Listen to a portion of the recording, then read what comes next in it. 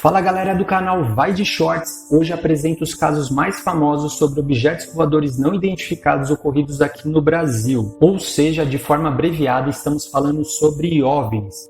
E claro, vou falar também sobre o mais recente avistamento de luzes que aconteceu nesses últimos dias aqui no sul do nosso país, no aeroporto Salgado Filho, em Porto Alegre. Se você curte esse tipo de conteúdo, já se inscreve no canal, deixa o seu like e bora pra ação! O primeiro caso que trago para vocês é o caso que ficou conhecido como Operação Prato. Em 1977, na região da cidade de Colares, no interior do Pará, inúmeras pessoas afirmaram ter visto os objetos luminosos no céu. Esses OVNIs teriam deixado algumas pessoas com queimaduras e outros problemas de saúde. Fato esse que ficou conhecido como chupa-chupa por parte dos moradores locais, pois muitos acreditavam que tais objetos voadores chupariam o sangue das pessoas. Esse caso brasileiro ficou conhecido mundialmente após ter sido retratado em um episódio da série UFO Files, ou, em tradução livre, Arquivos Extraterrestres, de 2005, no canal History Channel. O Biratã Pinon Frias, piloto comercial que participou da operação na época, relatou ao programa Linha Direta em 2005, abre aspas, tivemos a oportunidade de filmar objetos pairantes e deles saindo luzes pequenas, mas voava numa velocidade, entrava na mata, tirava rasante, coisas fantásticas. A verdade é que eles brincavam conosco, fecha aspas. O capitão Uirange Bolívar de Holanda Lima, que liderou a operação, deu uma longa entrevista a respeito dos fatos para a revista UFO, 2 décadas depois do ocorrido, e relatou que as imagens gravadas durante a operação haviam sido escondidas pela aeronáutica. Poucos meses depois, o capitão cometeu suicídio.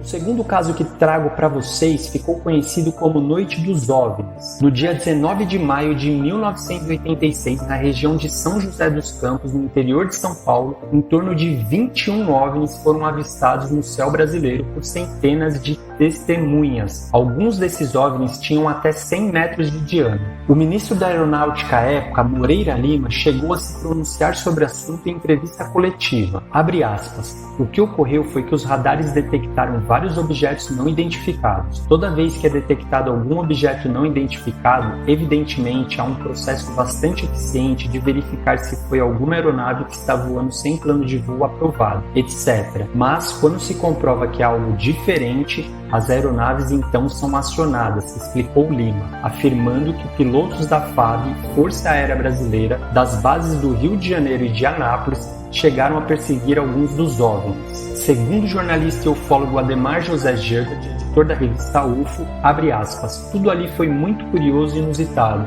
Desde o tamanho dos objetos, o maior deles, provavelmente a nave-mãe da frota, tinha 11 km de extensão, até a sua tecnologia, que era imensamente superior à nossa. Fecha aspas. Em 2016, 3 décadas depois, o programa Fantástico divulgou trechos daquela noite de maio de 1986, gravados pela Aeronáutica. No áudio, o controlador de voo da Torre de São José dos Campos, Sérgio Mota da Silva, relatava enxergar objetos semelhantes a, entre aspas, estrelas, que apareciam no radar e se movimentavam de forma estranhas e com cores estranhas. Posteriormente, os áudios indicavam um pedido para Sérgio não espalhar o que havia acabado de presenciar. Entre aspas, se alguém te perguntar, você não informa nada, você não viu nada e não sabe de nada. Fecha aspas.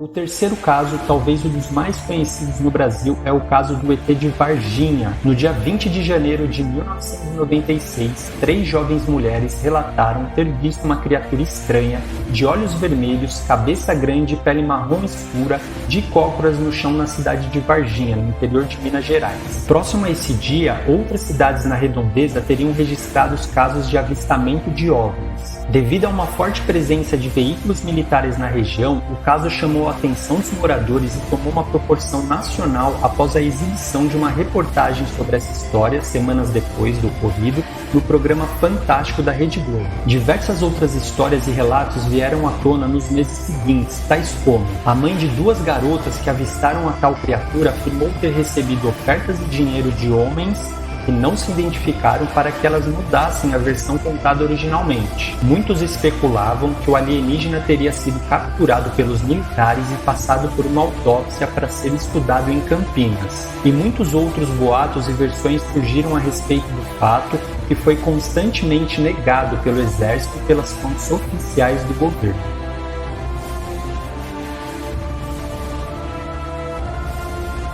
Por fim, o caso atual do avistamento das luzes no aeroporto Salgado Filho. Confira trechos do diálogo. Controle Elsa 3406.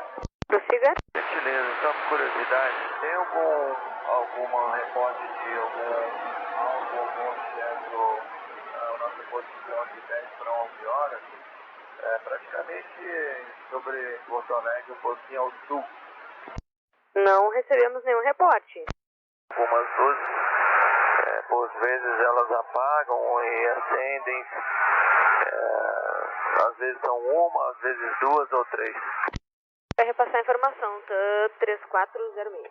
Nós informamos para o centro anteriormente, antes da descida, e eles nos reportaram que já teve reporte ontem das mesmas luzes no mesmo local.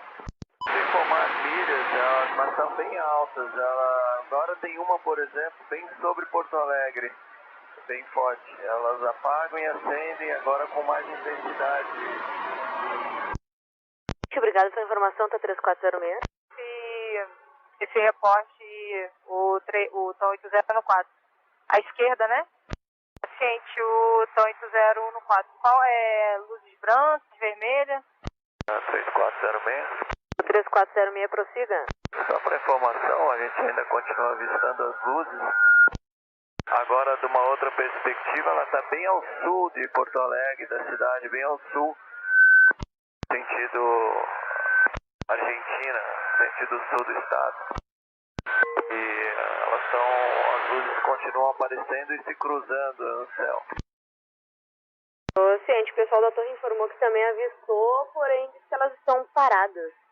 E a princípio não interferem na aproximação. Gente, obrigado. Por gentileza, as luzes elas estão apontadas para o sul? 406 da torre tem condições de informar? A gente está visualizando elas ao sul de Porto Alegre. Mais ou menos na proa 220. Elas aparecem por vezes e somem, apagam e usam. Aparece novamente, a gente está avistando já faz mais de meia hora. Perfeito, obrigado. Elas apareceram ontem também, nós estávamos aqui, mas elas aparecem bem na hora que nós estamos para o norte. Elas estão na nossa cauda, não dá para ver. Bom voo aí. Valeu. O Azul 4657 tem condições de informar se avistou alguma luz no setor sul de Porto Alegre? Informar vocês, mas iam falar que eu tô louco. Na verdade, nós estamos vendo essas luzes desde lá de Confins. São 3 luzes girando em espiral entre elas aqui, bem forte. A gente teve um reporte da aeronave que aproximou anteriormente. Obrigada pela informação. Elas aparecem bem fortes, estão girando em espiral entre elas. Gente, o senhor tem condições de informar a altitude, mais ou menos? Olha, a gente estava no nível 380, elas estavam bem mais altas que a gente e na nossa proa, durante o voo todo. E sei lá, deve estar. Gente, obrigada pela informação. 408, desça sem restrições para 4.000 pés, quem legal no 023, direto Givuvi. 023, 4.000 direto Givuvi, 3408. Senhorita, tem informação de 5 voos hoje? Na área da lagoa ali? Lagoa 1? Não, a gente não teve voo faz bastante tempo. Você recebeu algumas luzes? A gente tem outros tráfegos recebendo também. 3408, controle? Obrigado. O senhor recebeu informação de alguma decolagem de algum F5 ou o senhor só avistou as luzes? Luzes, senhorita, luzes. Gente, obrigado, 3405. Em média 2, a gente já teve alguns reportes anteriores dessas mesmas luzes. E aí, o que você acha desses acontecimentos? Estamos só no universo? Há outras civilizações inteligentes nos visitando? Conta pra mim aqui nos comentários. Um abraço e vai de shorts!